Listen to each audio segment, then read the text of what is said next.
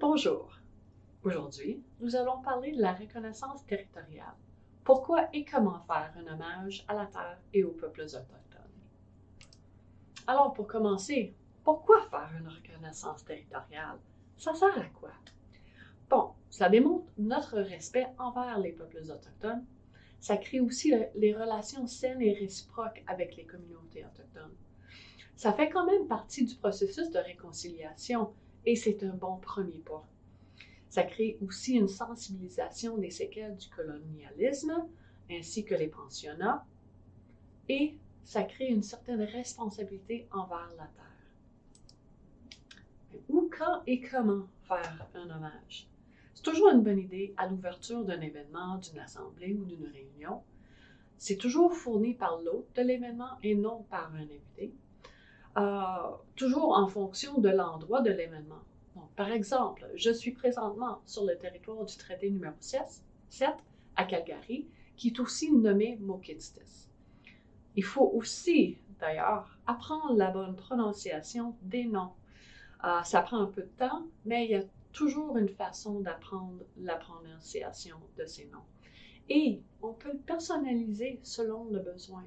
Ça peut être très simple et pas compliqué du tout, comme ça peut être très élaboré. Mais il ne faut pas oublier que la reconnaissance territoriale doit être considérée comme une composante essentielle d'un événement et non une partie ajoutée. Alors, voici une carte que vous pouvez utiliser qui va vous montrer les différents traités qui existent en Alberta, les régions métisses de la province et les langues parlées par les Premières Nations. Donc, Cri, Dene, Cri Soto, Stoney Nakoda Sioux, Pieds Noirs, juste pour mentionner quelques-uns.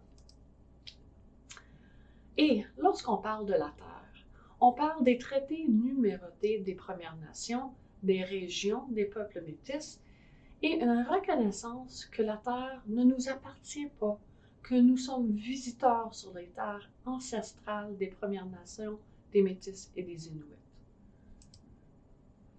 Et quand on parle de peuples autochtones, les peuples autochtones entretiennent une relation privilégiée avec leurs terres ancestrales.